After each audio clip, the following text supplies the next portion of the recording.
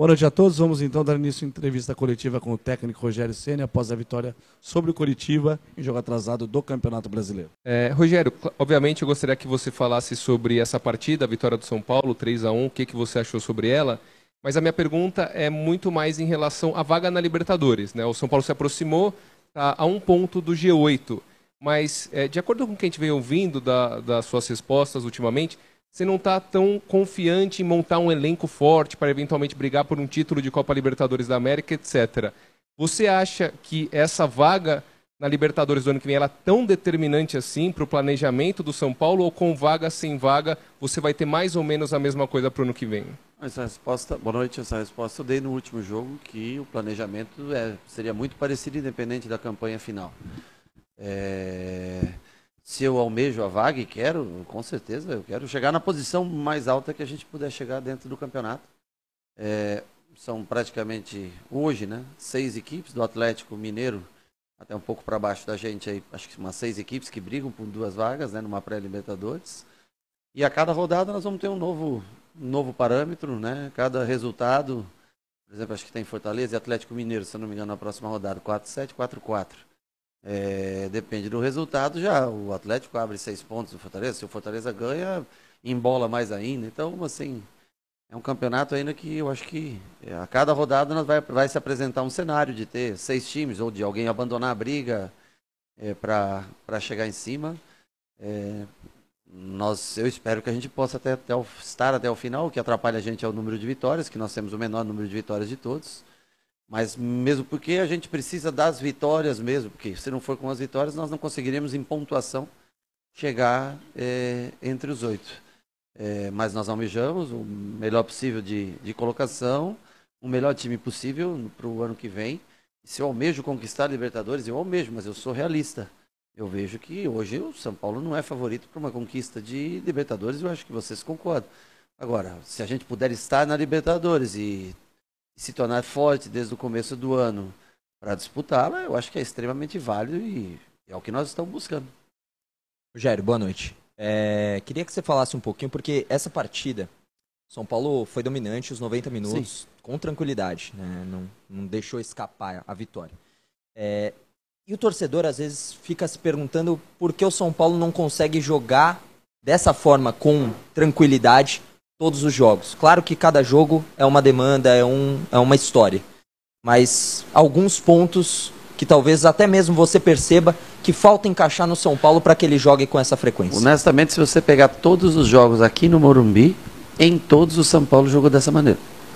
Talvez com exceção, por exemplo, o Corinthians, que jogou um time muito... Exceto os jogos que jogou com um time muito alternativo, e olha que hoje era um jogo com um time bem mexido, especialmente na parte defensiva, mas o São Paulo domina quase todos os jogos. Em quase todos os jogos tem um número quase que o dobro de finalizações do adversário, mesmo até contra o próprio Flamengo, por exemplo. Fora de casa, eu concordo que nós não conseguimos exercer esse mesmo domínio, o que é até certo ponto natural, os times vêm mais para cima, e porque nós temos elencos e times parecidos com a grande maioria do campeonato, Então nós fazemos jogos, eu digo, é muito, você diz assim, o São Paulo é imprevisível, eu concordo, muitas pessoas falam que é meio imprevisível, o resultado do time. Mas nós não temos jogos considerados que ninguém aposta para o São Paulo para esse jogo. Mas ninguém também entrega o São Paulo em jogos grandes, como foi, por exemplo, contra o Palmeiras. Ninguém dá o São Paulo como vencido. Então é um time que compete muito. Tem dias que cria muitas oportunidades de gol e faz, como foi contra o Bragantino, como hoje fez alguns, como o Avaí fez alguns, e tem dias que cria e não faz. Mas o São Paulo ele é predominante quase sempre. Você pode olhar as estatísticas de jogo, elas dão sempre o São Paulo como mais time que mais controla o jogo, que mais finaliza, que tem mais cruzamentos, que tem mais escanteios, normalmente. Normalmente é assim. Agora, nem sempre o São Paulo vence, isso é uma verdade. Nós precisamos sempre de muitas chances para fazer gol, por exemplo. E você vê, hoje nós até o minuto 84, eu olhei, estava vendo agora, minuto 39 do segundo tempo, nós concedemos poucas chances ao Juventude. Nós fomos conceder 3 ou 4 oportunidades claras de gol para o Juventude dos minuto 84 em diante. Então, assim, às vezes... Pro Juventude. Estou pensando, estava falando do Juventude com o Felipe. Para o Curitiba do minuto 84 em diante. um poder maior de concentração, até de defesa, né? Tomamos um gol de bola parada que nós treinamos, sabíamos, bola, perna aberta, centro da área, faltou compactar um pouco o time, né? Sair com 0 é muito importante no marcador, hoje não conseguimos, mas conseguimos criar para fazer, desculpa, eu acho que nós tivemos no mínimo mais 3, 4 chances muito claras de gol. Então o time produz. Contra o Botafogo também começou bem. Se o gramado não tivesse encharcado, nós teríamos mais ainda oportunidades do que nós tivemos. Agora, cada time apresenta um nível de competição, um estágio de competição. Uns oferecem mais oportunidades a você. Mas como controle de jogo, como é uma característica do time, né? Com raríssimas exceções, o São Paulo não controla seus jogos. Rogério, boa noite. O São Paulo é um time que corriqueiramente costuma atacar mais pela esquerda. Sim. E hoje, principalmente no primeiro tempo, a gente observou o time atacando muito mais pela direita. Sim. Então, eu creio que muito pela boa partida que o Moreira fez, então eu queria que você tecesse alguns comentários sobre a atuação dele. E outra, saber se isso foi algo programado diante do adversário de hoje ou se aconteceu naturalmente pelo bom desempenho do Moreira na partida. Quando a gente joga com linha de 3, e hoje tinha Rafinha e Léo. Rafinha e Léo, característica dos dois. Rafinha é um lateral que já não pode jogar mais como ala, porque exige muito da parte física, mas ele constrói muito bem o jogo. O Léo tem esse arranque e dá. Hoje estava mais equilibrado, com 2 jogadores à frente, Reinaldo e Moreira. O Moreira fez uma artroscopia, ficou 30 dias parado, voltou acho que faz uns 18 ou 19 dias que ele está treinando com a gente. Ele não está no ritmo de jogo, mas nós não tínhamos outra alternativa hoje para ou uma improvisação, como nós fizemos no final do jogo, quando ele cansou realmente e não tinha mais o que fazer, ou a gente ia com o Marcos Guilherme, ou a gente ia com o Igor Gomes naquele momento, né? Eu treinei até com o Reinaldo invertido durante a semana para jogar e lá para trazer a bola da esquerda para dentro, né? Mas eu achei que não dava a profundidade necessária. E hoje a gente tinha Nestor de um lado, Patrick do outro. Então ficaram mais simétricos. O time ficou mais simétrico, né? Lados mais iguais e conseguiu atacar pelos dois lados. O Moreira fechou mais do que o necessário. O Reinaldo jogou na função, que está até mais acostumado. O Moreira é mais acostumado a jogar em linha de 4, né, defensivo. Defende bem o Moreira, não ataca tanto como o Reinaldo, como o Wellington, como o Igor Vinícius, por exemplo. E ele veio muito para dentro no primeiro tempo, tirando a amplitude de jogo, que era o que a gente tinha para fazer. E o Nestor foi cair lá fora muitas vezes para o Moreira entrar. Isso não era o que nós treinamos, tá entendendo? E nós tentamos no segundo tempo organizar, deixar o Moreira usando mais corredor, para daí Nestor, com o Luciano, que gosta de fazer a flutuação, vir ganhar essa frente à área, o Pablo armando por trás deles e defendendo para contra-ataques, com a liberdade do Rafinha jogar, com a liberdade do Léo jogar, quando um vai, o outro fica. Por isso que talvez gerou mais equilíbrio hoje. Quando joga com linha de 4, Nestor gosta de cair no corredor da esquerda, e Patrick também gosta de cair. Aliado ao Reinaldo, esse lado tem 3. E o outro lado, o Luciano gosta de flutuar, então o lado fica com e dá desequilíbrio realmente, porque são 2 jogadores, Nestor e Patrick, que gostam muito de atacar a profundidade do lado esquerdo, porque eles já estão com o pé bom para chegar na área, né? E do lado de cá nós não temos tanto esse jogador que faz. No máximo nós vamos ter um Igor, um Galopo, um Alisson, quando joga, que faz. Então ficam 2 desse lado, 3 desse lado, por isso que gera mais jogo pelo lado esquerdo em linha de 4. Hoje, mais equilibrado o time.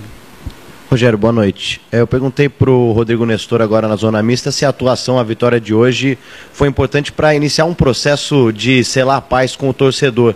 Ele falou, a gente primeiro precisa selar a paz entre nós mesmos, porque a gente não consegue ainda nem dormir direito devido, obviamente, à final da Copa Sul-Americana. Como que você sente o grupo e você sente que vocês estão próximos de talvez voltar a ter um pouco de paz depois da derrota da Sul-Americana? Eu acho que paz não é a palavra certa, mas a frustração, né? A frustração é que fica pra gente. Mas nós temos que seguir, temos que estar em frente. Eu acho que nós jogamos a América, vencemos, tivemos o Botafogo, que não tivemos um resultado bom, apesar de não ter feito um jogo ruim, na minha opinião, e que a chuva atrapalhou muito a equipe que queria construir. O Palmeiras, um resultado diante das circunstâncias no segundo tempo heróico, no primeiro tempo um jogo bem jogado contra o Palmeiras, com boas oportunidades de gol, nos contra-ataques, com velocidade do Igor Vinícius, com finalizações do Reinaldo, com finalização do Luciano, com finalização do Miranda, todas com chances claras de gol. E no segundo tempo, logicamente, o Palmeiras dominou o jogo, porque era assim que tinha que ser, com 1 a menos e depois com 2 a menos. Mas eu vejo o time tentando jogar bem, tentando fazer o seu melhor, tentando pressionar o adversário, tentando fazer com que os resultados aconteçam. A paz consigo mesmo, acho que ele se refere à frustração que gerou na derrota contra o Del Valle. Rogério, aqui no fundo, são duas questões que eu queria perguntar. A primeira, dá para falar que o Patrick foi uma das melhores contratações da temporada? Ele tem números assim bem impressionantes na carreira, a temporada de números dele, de melhores números. E o segundo tema seria sobre os 3 zagueiros. Você vai manter uma ideia de seguir ou vai depender do adversário mesmo? Eu estudo mais o adversário para formar o time, tá? Até hoje foi o dia mais incoerente, talvez, da minha parte, de fazer 3 zagueiros. Mas como é que eu vou fazer 2 zagueiros com o Luizão e Léo, cara? Nenhum dos dois sabe jogar assim, tem domínio do lado direito, né? Os dois jogam de centro para a esquerda. O Léo, o que ele tem de bom? É essa condução, e em linha de 3 ele conduz melhor. O Rafa, ele gosta mais, eu acho que ele se sente mais confortável em jogar como terceiro zagueiro hoje do que praticamente como um lateral. E ele acha passes que pouca gente acha quando está apertado. Ele encontra passes que pouca gente encontra, poucos zagueiros encontram. Então, mesmo não tendo nenhum zagueiro no banco, eu não sei, se machuca um zagueiro, por exemplo, nem eu, no momento, eu acho que eu mudaria provavelmente o sistema para uma linha de 4, porque aí não teria mais de onde tirar, ia ser uma improvisação, ou o Luan, ou o Colorado, mas que até treinaram essa semana na zaga, justamente para estar preparado para uma eventual necessidade.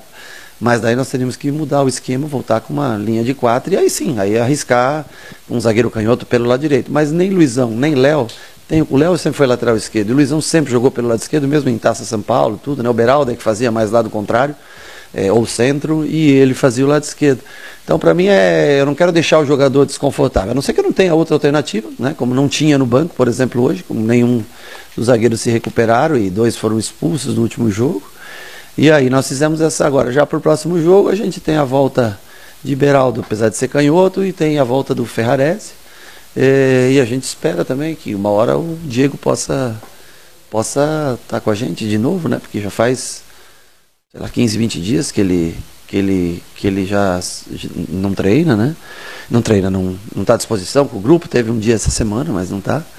Para a gente ter mais alternativas para montar o time. E a escolha de 3 ou 4 zagueiros, linha de 3 ou linha de 4, ela é muito em função do que o adversário, do que a gente vê na média do que o adversário apresenta, ou das peças que a gente tem disponível para outros setores. Se vale a pena a gente preencher com um zagueiro, com 3 zagueiros, a gente perde um homem de meio, né? A gente fica com linha de 4, a gente ganha mais um homem no meio campo, né? Depende muito como as equipes adversárias marcam para você construir o jogo. Sobre o Patrick, né, que é outra pergunta, o Patrick, ele participa muito de lances decisivos. Mesmo quando ele não faz grandes jogos, ele perde muita bola. Às vezes o Patrick, que quando vai dominar, acaba perdendo algumas bolas, cedendo alguns contra-ataques, ele deixa. Fisicamente, ele ainda, eu acho que ele pode melhorar, depois de uma pré-temporada, para o ano que vem ele pode melhorar mais. Mas ele participa muito de lances decisivos, ou fazendo gol, ou dando assistência, ou numa jogada individual, num arrasto. O Patrick arrasta muito bem. Ele não é nem um jogador de tanto toque de bola, sabe? Ele é um jogador de receber, e ele faz as jogadas como a do segundo gol, né? Que ele vai arrastando, parte para cima, na força, vai.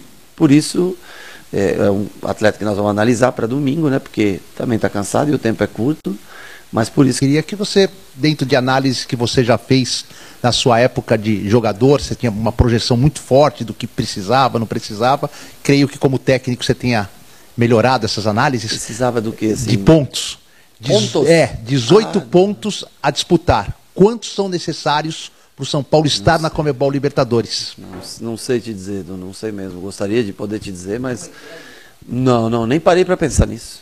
Honestamente, nem parei para pensar. Não paro. Eu preciso viver jogo pós-jogo. Nós estamos concorrendo com muita gente, tá entendendo? Pouca vaga, muito universitário para pouca vaga na faculdade. Então, nós precisamos ganhar. Nós precisamos tentar a vitória no domingo. Se a vitória vier no domingo, nós vamos fazer novamente uma análise, mas impossível prever quando se tem tanta gente disputando essa mesma vaga, né? Não posso prever. Nós temos que tentar fazer o máximo dos 18 que nós pudermos. Não é nem pela pontuação que a gente precisa, é por nós mesmos precisar o maior número de vitórias que a gente puder ter até o final do campeonato nesses últimos 6 jogos. Rogério, boa noite. Você lamentou que o Diego ainda não voltou, né? Sim. Você tem alguma expectativa do Alisson, do Igor Vinícius para o fim de semana? E queria que, se você pudesse, falasse como é que tá o Arboleda. Eu lembro que antes da final da Sul-Americana você disse que tinha uma previsão de que ele pudesse voltar a treinar com o grupo em 15, 20 dias. Como é que tá? Bom, o Alisson eu acho muito difícil estar no final de semana, tá? Ele tá com edema na coxa, não tem lesão, mas está com um edema que se agravou dos últimos jogos e treinamento. Ele sentiu a perna bastante pesada. Não tem lesão muscular, que já é bom. Eu acho que ele volta. Eu acho que na semana que vem ele já deve estar treinando. O Igor Vinícius, ele sentiu uma dor no pubis depois do jogo do Palmeiras. Não treinou com a gente essa semana, esses 2 dias. Amanhã tenho que conversar com o Dr. Sanches de novo para ver o que ele passa de ideia, se melhorou nessas últimas 48 horas. Outro atleta que você... Arboleda. O Arboleda vem treinando, evoluindo dia após dia. Agora, ainda não iniciou assim, um processo mais como neutro, como participando das atividades, mas não assim competindo com o elenco ainda, né? Ele ainda está num processo de readaptação. Hoje de manhã ele treinou, já de manhã com os outros, fazendo alguns exercícios de posse, mas participando ainda de forma gradativa. Eu não sei exatamente quando ele vai estar, mas aí é uma coisa que quem tem que definir é ele, junto com o departamento médico, parte da preparação física. A hora que ele tiver em condições, nós incorporamos ele aos treinamentos com todos, né? Eu acredito que não deva demorar muito mesmo, porque ele não tem muito tempo se ele quiser disputar uma Copa do Mundo. Boa noite, Rogério, aqui. Em relação à força do São Paulo e equilíbrio ao longo do ano, você citou agora há pouco a questão de que o São Paulo quase sempre jogou com muita força aqui no Morumbi, muito parecido com o que aconteceu no jogo de hoje com o Coritiba. A minha dúvida é a seguinte: desses 6 jogos pela frente, 3 são fora de casa. Sim. São Paulo, ao longo da temporada, em 34 jogos, conquistou 10 vitórias longe do seu torcedor. Sim. O que gera esse desequilíbrio de um time tão forte em casa, mas com dificuldades de jogar fora? Eu acho que são raras as equipes. Eu acho que talvez aí o Palmeiras tenha uma campanha meio equilibrada, dentro e fora de casa. Fora isso, quase todas as outras equipes acho que tem uma campanha, né? Você pega o Coritiba tem 34 pontos, 32 feitos em casa e 2 fora. Para todo mundo é mais difícil jogar, né? Eu acho que fora de casa. Eu não sei se é psicológico, alguma coisa assim, ou é o incentivo da torcida adversária que pressiona, a arbitragem é pressionada. Eu acho que tem uma série de fatores, né? Nós até que melhoramos nos últimos jogos, né? Porque nós conseguimos vencer o América e o Ceará fora, né? Nós conseguimos nos últimos jogos fazer 2 vitórias fora de casa, dar uma esperança maior para a gente, para que a gente possa também tentar vencer o Juventude, que apesar de não vencer, mas anda empatando muito dentro de casa, com muita gente, tirando ponto de muita gente dentro de casa. Mas eu não consigo assim dizer para você um fator exatamente. Eu acho que é um time que tem que talvez evoluir um pouco mais defensivamente. Fora de casa você está mais exposto a ser atacado. Normalmente as equipes criam mais coragem de vir jogar contra você. E talvez, até por falha minha, e a gente possa melhorar a maneira de como se defender fora de casa. A gente tem que se defender melhor, como foi no jogo contra o Palmeiras, por exemplo, que nós se demos oportunidades, porque estávamos sem jogadores a menos, mas nós defendemos, acho que mais consistente. Talvez seja isso, a gente tem que continuar jogando como a gente joga no Morumbi, mas defender de uma maneira mais consistente. Talvez temos que melhorar, fazer mais treinamentos na parte defensiva, porque a gente acaba sofrendo sempre gols fora de casa. Nós temos que tentar evitar gols como foram esses no final do jogo, que desnecessário, né? Se a gente está bem montadinho ali, abrimos um buraco do Igor Gomes, que saiu à frente um pouco, abriu entre ele e Rafinha, e a bola passou, o menino, né, cabeceia, faz o gol. A gente não pode, porque nem sempre está 3-0 no placar. Às vezes está 1-0, como muitas vezes teve. Posso te dar vários exemplos aí de a gente estar na frente e sofrer esse gol. E esse gol custa muito. Em casa mesmo aconteceu muitas vezes, né, de tomar gol já no final, nos acréscimos, na parte depois dos 40 minutos do segundo tempo. Então talvez precisamos melhorar o sistema, como se defender de uma maneira mais consistente. Rogério, boa noite. Cerca de 50% do elenco é composto por jogadores formados na base, mas entre os jogadores formados na base há uma distinção, alguns mais experientes, sim, outros ainda iniciando aí a carreira no profissional. Muito se fala da possibilidade do Luizão sair, do Igor Gomes sair, agora se fala na possibilidade do Pablo Maia também ir para a Inglaterra. tá na mira do Fulham. Qual é o impacto que a saída desses jogadores vindos da base, mas que são mais experientes, vêm ganhando mais rodagem, qual que é o impacto desses jogadores, da saída desses jogadores, tendo em vista que muitos dos remanescentes ainda são um pouco crus, né? Beraldo, Caio, Rodriguinho, e a possibilidade do São Paulo disputar a Libertadores ano que vem, talvez esses jogadores acabem sentindo um pouco mais essa responsabilidade. Então, queria que você falasse um pouco sobre o impacto dessa saída desses jogadores jovens. Só complementando a tua pergunta, e muitas vezes a gente não tem um segundo volante pronto. Nós temos o Luan voltando de uma lesão de longo período e vocês notam que ele ainda não está pronto. Eu acho que vocês concordam comigo, né? Ele está se esforçando, está né, lutando, ele é um cara que domina muito a posição, mas na parte física ainda precisa melhorar.